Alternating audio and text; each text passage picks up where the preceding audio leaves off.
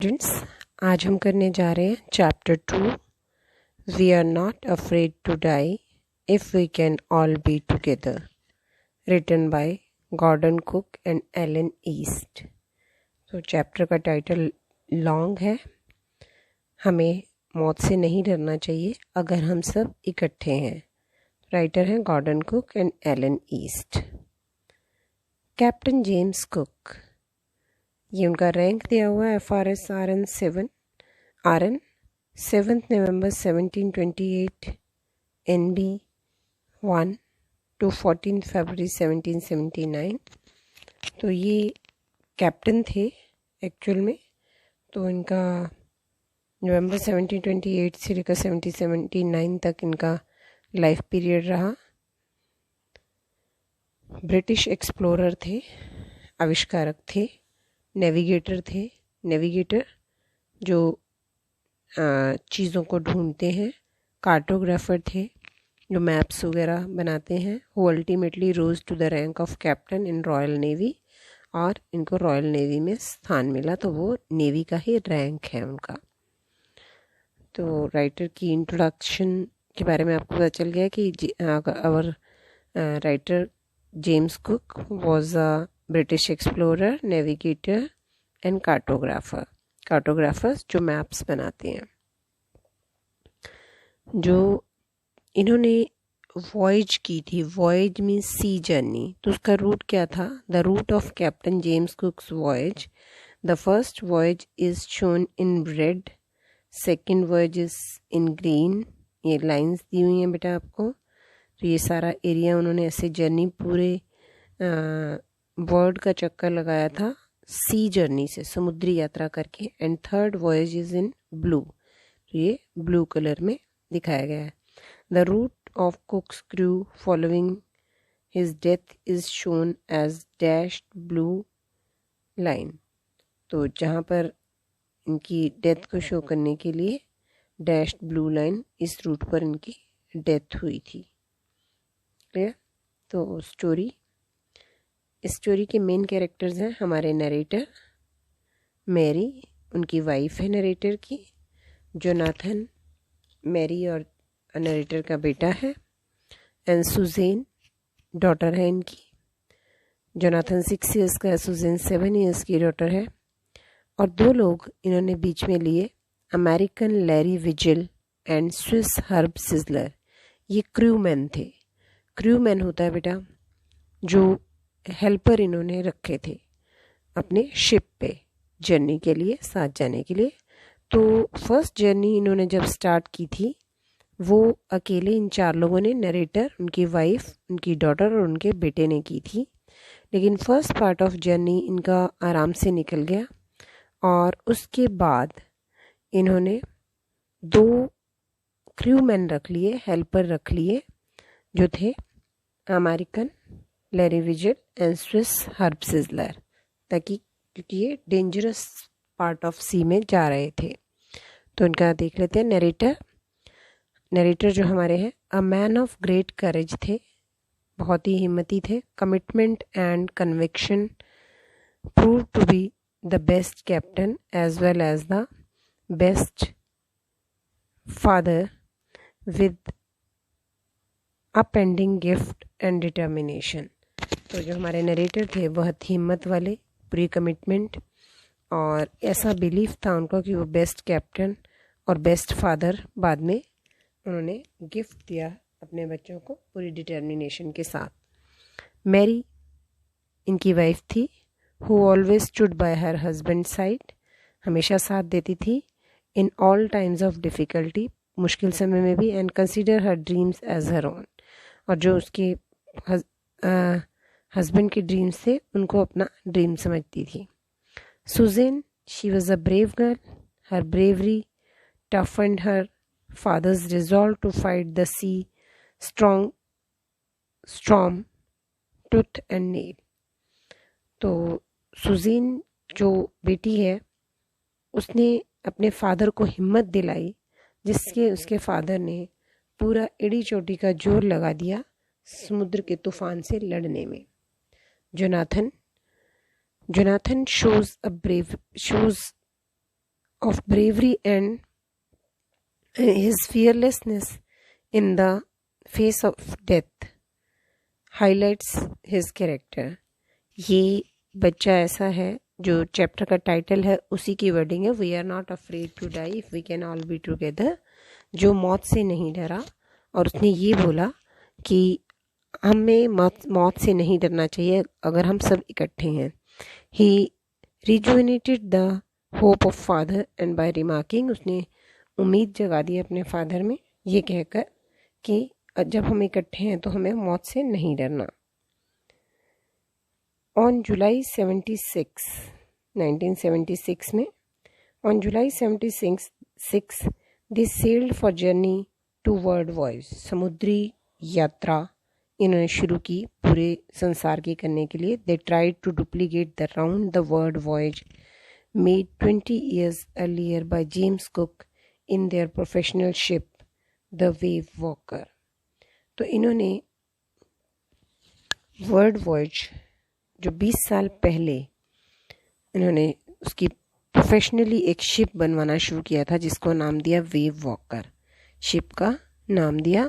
और इन्होंने ये कुछ साल पहले किसी और ने ऐसी यात्रा की थी, उसकी डुप्लीकेट करने के लिए, उसी को इमिटेट करने के लिए खुद ये जर्नी स्टार्ट करी। और इसके लिए ये 20 साल से, लगभग चैप्टर में 16 years दिया हुआ है, से एफर्ट्स कर रहे थे। और अपने फ्री टाइम में, अपने लेजर टाइम को भी ये अपने स्किल्स को डेवलप करने, ऑनिंग स्किल्स को, स्विमिंग को और जो भी डेंजरस समुद्र में चाहिए होते हैं उनको डेवलप करने के लिए लगा दिया अपना फ्री टाइम भी। First leg of journey, leg here part, first part of journey, they pleasantly sailed down from the west coast to Africa to Cape Town। बड़े ही आराम से अफ्रीका से केप टाउन तक इनकी जर्नी चली। Then further they sail to southern Indian ocean, और उसके बाद वो इंडियन ओशन में इन्होंने स्टार्ट किया। तो जब फर्स्ट पार्ट आराम से जर्नी बीत गई, जब इन्होंने इंडियन ओशन में एंटर करना था अफ्रीका के लिए, तो ये डेंजरस सी था और इन्होंने 2 हेल्पर रख लिए थे, अमेरिकन लैरी वेजल और स्विस हर्ब सिजलर। तो अब ये लोग 6 लोग हो गए थे। तो जब ये जर्नी स्टार्ट करी तो अप्रॉक्सीमेट 135 किलोमीटर 1000 किलोमीटर्स आराम से जर्नी पास हो गई। और दे faced encountered strong wind on the second day of Cape Town and was continued for few weeks. तो अफ्रीका के केप टाउन से जब जर्नी स्टार्ट हो गई तो सेकेंड डे पर डेंजरस वेव्स, विंड स्टार्ट हो गई और कई हफ्तों तक ये चलती रही। और ये जो वेव्स थी ये 15 मीटर लॉन्ग थी, एज हाई एज मस्ट। मस्त बेटा शिप के बीच में एक पोल सा लगा होता है जिसके ऊपर डायरेक्शन के लिए कपड़ा लगा होता है, उसको मस्ट बोलते हैं। तो लगभग वो 15 मीटर लॉन्ग होता है। तो इससे भी ऊपर वेव्स जा रही थी, ऑलमोस्ट इतनी हाइट की थी। तो जब वेव पानी की ऊपर जाएगी, तूफान आएगी, तो वो वापस आएगी तो पानी शिप में गिरेगा। तो ये काफ़ी हफ्तों तक ऐसा चलता रहा। डिज़ास्टर एंड इट्स आफ्टरमथ, उसके बाद तूफान आ गया और उसके बाद उसके क्या प्रभाव रहे। और 6 PM tremendous explosion shook the deck. Deck is the upper part of the ship. जो नीचे कैबिन्स होते हैं, कैबिन्स की जो छत होती है उसको डेक बोला जाता है। तो वहाँ पर अचानक से वेव का जो पानी था वो बहुत ज़्यादा फूट कर आ गया and powerful flow of water broke over the ship, और शिप में पानी भर गया। Wave walker was getting sunk and captain was badly injured. अब वेव वॉकर जो शिप था इनका वो डूबने लगा और कैप्टन जो हमारे नरेटर हैं वो काफ़ी इंजर्ड हो गए, चोटें लग गई और स्टीयरिंग व्हील जो था वो छूट गया। Captain kept courage and found the wheel and find up the stern for next wave. उन्होंने हिम्मत दिखाई और वापस व्हील के पास, स्टीयरिंग व्हील के पास पहुंच गए और नेक्स्ट वेव उन्होंने जी सोचा कि जो आएगी उसके ऊपर अपने शिप को चढ़ा लेंगे, क्योंकि अब कोई सॉल्यूशन नहीं था। अगर वेव के सामने ये शिप को लेके जाते हैं तो शिप और टूट जाएगा। तो अब सॉल्यूशन यही था कि जो वेव आ रही है उस वेव के ऊपर चढ़ जाए और जैसे वेव नीचे आएगी ये नीचे उतर आए साथ साथ। तो उन्होंने ये डिसाइड किया। Crewman shows of the unparalleled strength. अब जो इनके जो क्रूमैन थे अमेरिकन लैरी विजिल और हर्ब सिजलर, तो इन्होंने भी बहुत हिम्मत दिखाई। They started pumping out water and settle to make necessary repairs to save the boat from sinking. इन्होंने क्या किया, शिप में से बकेट्स जो भी चीज़ें अवेलेबल थी उसमें पानी भर भर के बाहर फेंकना शुरू कर दिया, क्योंकि अगर शिप में से पानी नहीं निकाला तो शिप डूब जाएगा इतने बड़े समुद्र में। They manage to stretch canvas. अब हमारे नरेटर ने कैनवस होता है लकड़ी का बहुत बड़ा पीस लिया है, and secure water proof hatch over across gapping holes. जो शिप टूट गया था उसमें गैप्स में से पानी आ रहा था, वहाँ पर लगा दिया। और स्टीयरिंग व्हील पर मैरी थी, जो मैरी संभाल रही थी। तो ये सब लोग ही ट्रेंड थे। Other problems arose. अब ऐसा नहीं है कि सिर्फ पानी निकाला और शिप को रिपेयर किया, और प्रॉब्लम्स भी आ गई। Electric pump short circuited. अब इलेक्ट्रिक पंप्स लगे हुए थे जिनमें कि अगर उनको चला दिया जाए तो वो शिप के अंदर का पानी बाहर फेंक देते थे, उनमें शॉर्ट सर्किट हो गया। अब प्रॉब्लम बहुत ज़्यादा हो गई। Water level rose threateningly. पानी का लेवल बहुत ज़्यादा बढ़ता जा रहा था। Daughter Suzanne was badly injured. और जो डॉटर थी सुजेन वो बहुत ज़्यादा उसे चोटें लग गई थी। तो शिप में जब पानी की वेव गिरी तो बहुत ज़्यादा ऊंची थी और वो फट के गिरी थी, तो शिप के टुकड़े टुकड़े हो गए थे।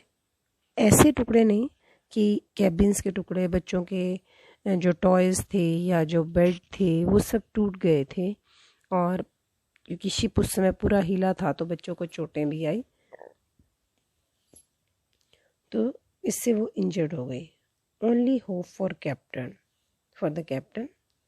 अब इन्होंने बहुत ज़्यादा कोशिशें की और एक ही उम्मीद बची थी कि इन कैप्टन ने एक कैलकुलेशन रफ आइडिया लिया और पता चला कि यहाँ पर आइलैंड है 2, which was only possible if wind will slow down. उन आइलैंड पे तभी पहुँच सकते थे अगर विंड स्लो हो जाए। To reach Amsterdam. तो ये आइल एम्स्टर्डम एक आइलैंड था which is few 100 kilometres to the east. तो अब इनकी जो डायरेक्शन कैलकुलेट करने का था वो भी ख़राब हो चुका था। तो ये 100 किलोमीटर के आसपास था, लेकिन अब इतने बड़े समुद्र में इनको ये कैसे पता चले कि सही डायरेक्शन में चल रहे हैं या नहीं, क्योंकि ये अपना जो मेन मस्ट पर कर्टन था वो भी नहीं लगा पा रहे थे क्योंकि हवाएं इतनी ज़्यादा तेज़ थी। तो इन्होंने रफ आइडियाज़ से स्टार्ट किया चलना, और ऑथर ने बोला कि अगर हम अपने शिप को 180 डिग्री पर इसका स्टीयरिंग व्हील टर्न कर दें और अगर हम ठीक डायरेक्शन में चल रहे हैं तो लगभग 5 बजे हम इस आइलैंड पर पहुंच जाएंगे। और अब इतनी बड़ी प्रॉब्लम्स थी कि खाने को कुछ नहीं था। इन्होंने 36 आवर्स 36 घंटे लगातार पंपिंग की थी, पानी को बाहर फेंका था सबने मिलकर, तब ये इतनी हालत हुई थी कि ये आइलैंड को ढूंढ पाते। और 36 आवर्स के बाद पानी का बस लेवल जितना आ रहा था उसी को जो पहले से भरा हुआ था उसको ये मैनेज कर चुके थे। अब ये टर्न वाइज 2-2 घंटे की नींद ले सकते थे। ऑथर ने ये बताकर कि लगभग 5 बजे के आसपास हम आइलैंड पर पहुंच जाएंगे, और वो ऑथर सो गए, हमारा नरेटर जो है वो सो गए। और 6 o'clock पर दोनों बच्चे इनको उठाने आए और उनको लगा कि अगर हम अब नहीं पहुंचे तो दैट मीन्स हम मिस कर चुके हैं आइलैंड को, और ये मुश्किल काम है कि हम अपोजिट वेव्स को क्रॉस करके हम पीछे जाएं उस आइलैंड को ढूंढने के लिए, अगर हमने मिस कर दिया है। और वो अपोजिट वेव को वेव वॉकर सहन नहीं कर पाता क्योंकि शिप ऑलरेडी टूटा हुआ था, तो क्रॉस करना मुश्किल हो जाता। शोइंग ऑफ एग्जाम्पलरी करेज, एकदम बड़े ही साहस दिखाया गया। Jonathan said we are not afraid to die if we can all be together. तो जोनाथन ने बोला कि हमें डरना नहीं चाहिए, कि अगर हम सब इकट्ठे हैं तो हमने डरना नहीं है। Jonathan courage and Sue bravery instead of her bumped head. अब सू के इतने चोटें लग चुकी थी, उसका सर जो था वो सूजा हुआ था और माथा सूजा हुआ था, आँख के ऊपर स्वेलिंग थी, आँख में दिखाई देने के बजाय सिर्फ एक लाइन दिख रही थी आँख की जगह। एंड कैप्टन जो उनके फादर थे वो इंस्पायर हुए और उन्होंने डिसाइड किया कि वो लड़ेंगे अपनी फैमिली के लिए इस तूफान से। और ये बैकग्राउंड पे जा रहे हैं 4 और 5 जनवरी को, जो मैं ऑलरेडी आपको बता चुकी हूँ। इन्होंने 36 आवर तक कॉन्टीन्यूस पंपिंग की थी। There was only few water left. They hoisted the storm jib and headed in the direction of 2 island. उन्होंने मतलब ये कर्टन से लगाए और आइलैंड की तरफ बढ़ने शुरू हुए। Black clouds built at 4 PM and sea was getting its wave higher. दोबारा काले बादल बनने लगे और समुद्र में जो लहरें थी और तेज आनी शुरू हो गई। और एंड में on 6 January they saw wave walker ride out storm and wind ease. और 6 जनवरी को उन्होंने देखा कि वेव वॉकर थोड़ा सा तूफान के बीच में चल पा रहा है और हवाएं भी थोड़ी कम हो गई हैं, क्योंकि समुद्र में बेटा जब हवाएं तेज़ होती हैं तो उसकी लहरें भी तेज़ हो जाती हैं। They expected to see the island at 5 PM, but they wake up at 6 PM and thought they missed the island. तो नरेटर को लगा कि हमने आइलैंड मिस कर दिया है, but they were wrong. They touched the shore at Isle Amsterdam. अब वो आइल एम्स्टर्डम जो आइलैंड था उसको टच कर दिया था उन्होंने, वहाँ पर पहुँच गए थे। तो इस तरह से इन्होंने बड़े ही ब्रेवली करेज से ये हिम्मत दिखाकर लड़कर समुद्र से अपने आप को बचाया था। बेटा टाइटल इसका इम्पॉर्टेंट है, significance of the title. The title is taken from the Jonathan's remark. ये जोनाथन की वर्डिंग है। We are not afraid to die if we can all be together. Actually क्या होता है कि हम मरने से क्यों डरते हैं? हमें लगता है कि हमारे फैमिली मेम्बर्स को हमारी ज़रूरत है, हमारे बच्चे या हमारे माता पिता तो हमारी वेट कर रहे होंगे। तो ये बच्चा जब देखता है कि शिप के इतने बुरे हालात हैं और फादर और मदर परेशान हैं, तो ये बोलता है कि हमें किस चीज़ का डर है? जब हम सब इकट्ठे हैं तो हमें मरने से नहीं डरना चाहिए। तो उसकी इस बात से जो कैप्टन है, फैमिली का फादर जो होते हैं फैमिली के कैप्टन होते हैं, तो यहाँ पर शिप का कैप्टन और फैमिली का कैप्टन दोनों सेम है जो हमारा नरेटर है। It brings out the bravery, grit and courage of the captain's family. तो इसमें हिम्मत आ जाती है, इनमें साहस आ जाता है। And love each other, each member has for others. तो एक दूसरे के लिए हिम्मत जुटाते हैं और वो कोशिश करता है नरेटर कि लड़ना है शिप से। क्यों? क्योंकि अगर हम उम्मीद छोड़ देते हैं तो अपने आप ही हम उस चीज़ में हार जाते हैं। ऑप्टिमिज्म ज़्यादा ज़रूरी है, आशावादी रहना ज़्यादा ज़रूरी है। Theme of the story, human nature of knowing and taking on challenges. ये ह्यूमन नेचर है। वैसे तो कई चीज़ें होती हैं जो ख़तरनाक होती हैं, पहाड़ों पर जाना भी, लेकिन फिर भी हम जाते हैं, तो ये नेचर है ह्यूमन बीइंग की। ह्यूमन इंस्टिंक्ट फॉर सर्वाइवल, जीवित रहने की हमारी इच्छा। Human bravery, great courage, unity, determination, which in this story is exhibited even by small children. मानवों में बहादुरी भी होती है, ज़िद भी होती है, हिम्मत भी होती है, यूनिटी भी होती है। तो ये सब चीज़ें बच्चों ने भी शो की हैं। एलिमेंट ऑफ लक है, यहाँ पर लक ने भी उनका साथ दिया। Faith in one's optimism, optimism होता है बेशक आशावादी रहना, निराश नहीं होना। नॉट डिस्पेयरिंग होप, उम्मीद को ना छोड़ना। Even in difficult circumstances and sharp presence of mind, difficult situations में भी हमें अपने दिमाग को एक्टिव रखना है। ताकि वो हम डिसीजन ले पाएँ। Instrumental qualities of captain which proved journey successful even after strong hurdles. तो ये जो कैप्टन में क्वालिटीज़ होनी चाहिए वो जिससे वो सक्सेसफुल बना कि मुश्किल हालातों में भी उसने पूरी कोशिश करके और बच्चों ने साहस भी भरा उसमें और अपने समुद्र से लड़ा और अंत में वो सुरक्षित स्थान पर पहुंच गए। इसमें बेटा स्टोरी का एंड पार्ट नहीं, मैंने स्लाइड नहीं आई, जिसमें ये लोग जब आइल एम्स्टर्डम तक पहुंच जाते हैं तो ये आइल एम्स्टर्डम इतना बड़ा होता है जितना कोई बैटल शिप। तो इनको दोबारा बहुत हिम्मत मिलती है कि ये पैरों के नीचे इनकी ज़मीन आ गई। और सुबह जब ये उठते हैं तो वहाँ पर 28 इनहेबिटेंट ऑलरेडी रहते हैं। ये जो आइलैंड है ये वॉल्केनिक आइलैंड था, ज्वालामुखी का आइलैंड बना हुआ था और यहाँ पर फ्रेंच लोग रिसर्च करते थे। और सुबह उन सारे 28 इनहेबिटेंट्स यहाँ पे रहने वाले लोगों ने इनका स्वागत किया। और बाद में सुजेन की 6 सर्जरी हुई हेड और स्कल की। और बाद में हमारे नरेटर ने लेरी और हर्ब सिजलर दोनों का धन्यवाद किया और उन बच्चों के साहस के भी दाद दी जिन्होंने इतनी मुश्किल हालातों में भी निराश ना होकर अपने पेरेंट्स को हिम्मत दी। और मैरी जो मुश्किल समय में भी उसने साथ दिया अपने हस्बैंड का। Dear students, read the chapter. In case of any problem, you can discuss with me. Thank you.